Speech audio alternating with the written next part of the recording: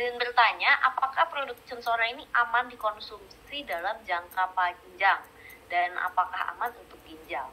Terima kasih Bapak atau Ibu Lone Sitompul. Silahkan Dok Bain. Iya, boleh Pak. Nah tadi itu bedanya obat ataupun suplemen farmasi yang diproduksi secara kimia dengan herbal. Kalau produk farmasi, walaupun suplemen ya vitamin C atau kalsium atau apa, nggak boleh dikonsumsi terus-menerus. Kenapa? Ada zat pengikutnya itu yang itu juga bahan kimia, yang itu ketika bertumpuk di tubuh kita akan merusak tubuh kita juga. Nah ini herbal tadi, minimal efek samping. Jadi ketika dikonsumsi itu dia akan langsung bekerja dan juga terjadi sangat aman Pak. Jadi boleh terus-menerus dikonsumsi, apalagi yang sudah manula ya. Sudah manula di atas 30 tahun, 40 tahun, apalagi yang 50 tahun, 60 tahun, itu sangat dianjurkan. Boleh terus-menerus dikonsumsi dan sangat aman ya.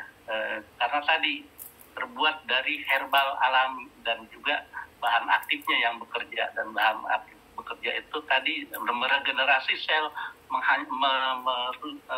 membersihkan sel-sel yang sudah mati ya. Nah, selama ini sel-sel senescent itu yang sudah mati itu menjadi radikal bebas yang merusak sel yang masih hidup.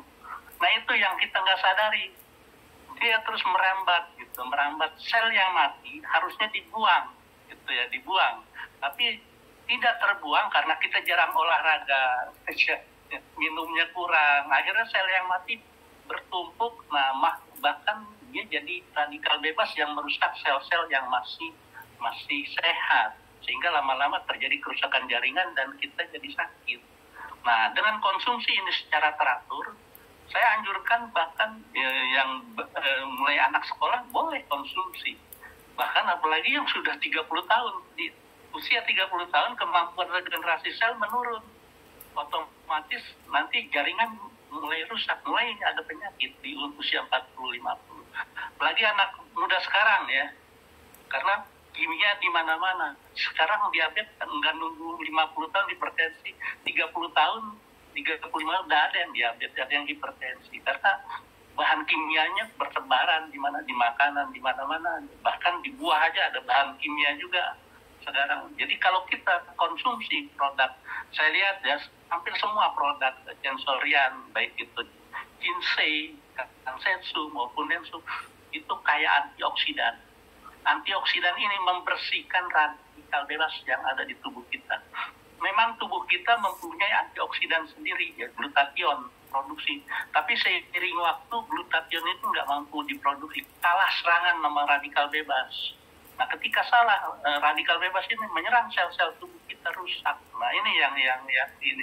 Nah harus kita bantu dengan antioksidan dari luar. Nah selama ini vitamin C dan segala macam yang kita konsumsi, nah itu nggak boleh terus menerus kalau yang dari kimia ini, karena ada bahan ikutan yang kimia juga.